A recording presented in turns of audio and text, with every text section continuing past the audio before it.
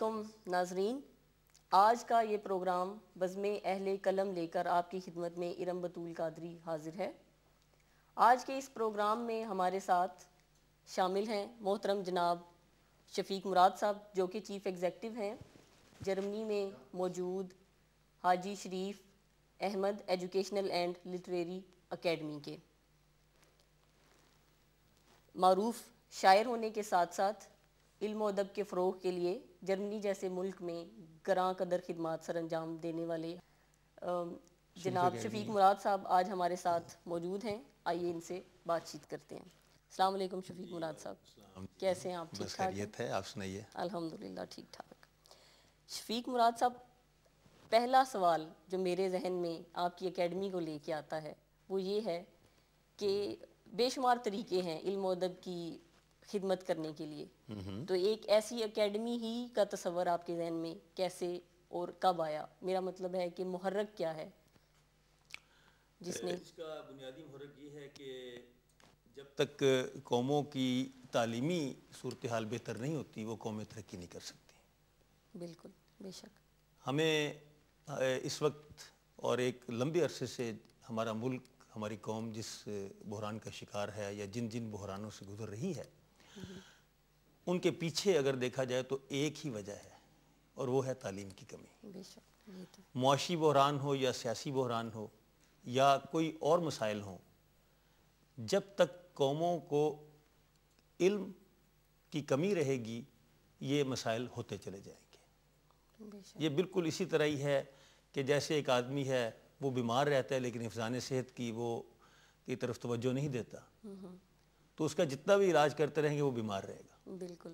تو حفظان صحت کے لحاظ سے اسی طرح جو قوموں کی جو حفاظت کرنے والی چیز ہے اور قومی ذہن جو ہیں ان کو مضبوط تر اور صحت مند کرنے کے لیے علم ہے۔ بے شک۔ علم کے فروغ کے لیے بنیادی طور پر ہمیں کوشش اگر ہم کرنی چاہیے، اور اگر ہم یہ کوشش کرتے ہیں تو وہ دن دور نہیں جب کہ ہماری قوم جو ہے وہ پھر صحیح زندگی کے دیگر اداروں میں بھی وہ صحیح راستوں پہ چل سکے۔ اس کا مطلب ہے کہ علم کو ضروری سمجھتے ہوئے آپ نے یہ سوچا کہ ایک ایسی اکیڈمی بنائی جائے جس میں بہت سارے لوگ مل کے علم و ادب کے لیے کام کریں۔ جی۔ اور آپ کی یہ اکیڈمی صرف پاکستان میں کام کر رہی ہے علم و ادب کے فروغ کے لیے؟ مطلب یہاں سے آپ پاکستان میں بچوں کو سپورٹ کرتے ہیں یا یہاں پہ جو موجود ہیں پاکستانی ان کے لیے بھی آپ کوئی کام کر رہے ہیں؟ اس کا جو بنیادی مقصد جو ہے وہ اس کو فروغ علم و ادب، چونکہ اس کا بنیادی مقصد ہے اس لیے اس کو کسی ملک تک محدود نہیں کیا گیا۔ ٹھیک ہے۔ اور لیکن چونکہ ہماری بنیادیں پاکستان سے ہیں اور بنیادی تعلق ہمارا اردو زبان سے ہے، لہٰذا لازمی بات ہے کہ جب اس کا فروغ علم و ادب کی ہم بات کریں گے تو پہلی پریفرنس ہمیں اپنے ملک کی طرف جائے گی اور پہلی پریفرنس اپنی زبان کی طرف جائے گی۔ لیکن اس سے یہ مراد نہیں ہے کہ ہم دیگر زبانوں کو پروموٹ نہیں کریں گے، یا دیگر ممالک میں اگر ہمیں دیگر ممالک میں بھی ایسے چانسز ملتے ہیں کہ ہم وہاں پہ کچھ تعلیم کے لیے امداد بھیج سکیں یا وہاں پہ ہمیں ایک اچھے ٹیم ورک مل جاتا ہے تو وہاں بھی ہم کریں گے۔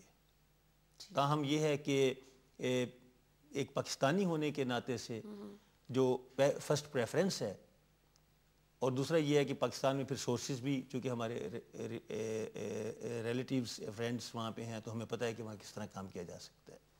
تو اس وقت بھی اکیڈمی کے زیر تمام بچے جو ہیں وہ تعلیم حاصل کر رہے ہیں، اور انشاءاللہ ہمارا یہ پروگرام ہے کہ اس کو مزید بہتر سے بہتر کیا جائے، اور اس کے لیے ایک ٹیم ہے جو کہ کام کر رہی ہے۔ جی، میں اسی ٹیم کی طرف آنا چاہتی ہوں، پوچھنا چاہتی ہوں آپ سے کہ اس ٹیم میں کون کون سے ممالک میں سے ابھی تک آپ اپنے نمائندے مقرر کر چکے ہیں جو کہ آپ کو مدد کر رہے ہیں؟ اس میں یہ ہے کہ اس کی ٹیم جو ہے اس میں ہر بر اعظم میں اس کا جو نمائندہ ہوگا وہ ایگزیکٹو ڈائریکٹر کہلائے گا، اور ہر ملک میں اس کا نمائندہ ڈائریکٹر کہلائے گا۔ اسی طرح پاکستان میں جب ہم جاتے ہیں تو وہاں پہ چونکہ بہت زیادہ ہمیں پاکستانی، چونکہ سارے پاکستانی وہاں رہتے ہیں تو وہاں پہ ہمیں زیادہ ہر ضلع لیول پہ بھی ہمیں ضرورت ہوگی کہ ہم ڈائریکٹرز جو ہے وہ مقرر کریں تاکہ اس کام کو بہتر سے بہتر طریقے سے کر سکیں۔ تو اس وقت تک ہم نے چیف جو executive director for South Asia ہیں وہ غزالہ عالم ہیں، اور میرے ساتھ as a deputy chief executive next to me جو ہیں وہ شہزاد ارمان جرمنی میں مقیم ہیں، وہ میرے ساتھ ہیں. اور فرانس میں ڈائریکٹر برائے فرانس سمن شاہ ہیں. اور امجد مرزا امجد ایگزیکٹو ڈائریکٹر برائے یو کے، اور مسرت ناہید ڈائریکٹر برائے ویلز، اور فرزانہ خان نینا ڈائریکٹر برائے مڈ لینڈ ہیں. اندلیب صدیقی آسٹریلیا میں، میں نے بتایا آپ کو. اس کے علاوہ پاکستان میں فرد عباس شاہ جو ہیں وہ ڈائریکٹر پی آر ہیں. اور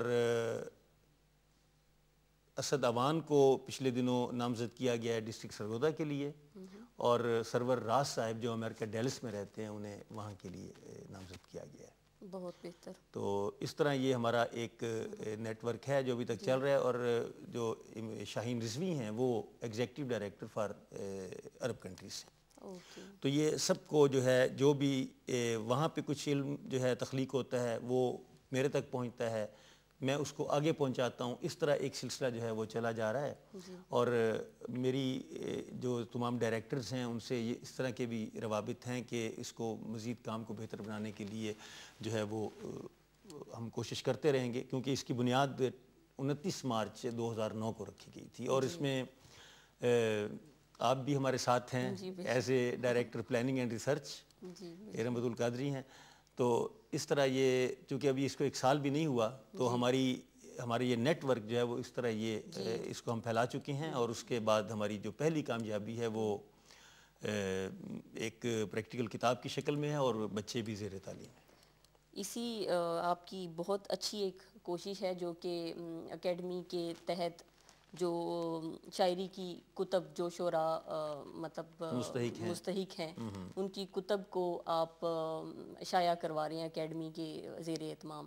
تو اس پہ آپ مزید کچھ روشنی ڈالنا چاہیں گے؟ کتنی کتب شائع ہو چکی ہیں، کتنی زیر اشاعت ہیں؟ کیونکہ یہ ایک عملی کام ہے جو کہ بہت ٹھوس اور بہت خوبصورت کام ہے اکیڈمی کا. ابھی تک ہم نے بات کی تھی تنظیمی ڈھانچے پہ سارا کہ کون کون سے ممالک میں کس طرح ایگزیکٹو ڈائریکٹرز جو ہیں کام کر رہے ہیں. اکیڈمی کی سب سے خوبصورت اور اچھی کوشش جو میری نظر میں ہے وہ یہ ہے کہ مستحق شعراء کی کتب کو اکیڈمی بہت اچھے طریقے کے ساتھ شائع کروانے میں ان کی مدد کر رہی ہے. میں پوچھنا چاہوں گی کہ کتب کی اشاعت کے سلسلے میں یہ ہے کہ بعض کی کتب تو ایسی ہوں گی جس کی اکیڈمی مالی معاونت کرے گی اور وہ اکیڈمی کے زیر اہتمام کہلائیں گی. کچھ کتب ایسی ہوں گی جو کہ اکیڈمی جو ہے وہ اکیڈمی کے زیر اہتمام تو ہوں گی لیکن اس کے رائٹرز جو ہیں وہ خود پے کریں گے. لیکن زیر اہتمام آنے سے یہ ہوگا کہ جو ہمارا مین مقصد ہے کہ فروغ علم و ادب کیا جائے اور علم کو مشتہر کیا جائے. تو جب ایک کتاب جو ہے اکیڈمی کے زیر اہتمام آئے گی تو پھر اس کو مشتہر کرنا وہ ہمارا کام ہوگا. مثال کے طور پہ سب سے پہلی کتاب جو ہے وہ یہ دل لہو سے بھر گیا. یہ کتاب جو ہے یہ مسعود تنہا کی ہے. اور ہماری یہ بھی کوشش ہوگی کہ جو اکیڈمی کے زیر اہتمام کتاب ہے اس میں یہ واضح نہ کیا جائے کہ یہ امداد کے لحاظ سے مطلب پیسے دیے گئے یا نہیں دیے گئے، کیونکہ پھر ہر ایک آپ اسی طرح رکھیں گے کہ زیر اہتمام ہے. تو یہ کیا، لیکن کتاب کے اندر کہیں بھی ایسی صورتحال نہیں ہوگی نا. اور اس کتاب کا باقاعدہ طور پر جو پروگرام ہوا الحمرا کی ادبی بیٹھک میں اور وہ بہت کامیاب رہا.